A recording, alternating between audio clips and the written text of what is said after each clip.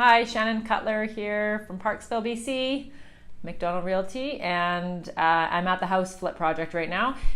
Just finishing a banister facelift makeover, an old oak banister, and we did a couple steps. We did a sand, a prime, I think it was a primer that covered old stain, and then we have stained the top of the banister and painted the spindles this bright white. It looks fantastic. This project took, I don't know, maybe 3 or 4 hours in total, and it has totally changed the way this looks.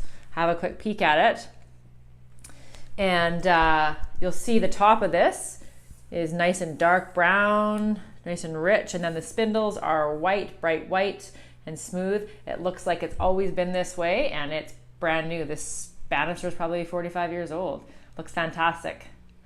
The rest of the place is going to blow you away. Stay tuned.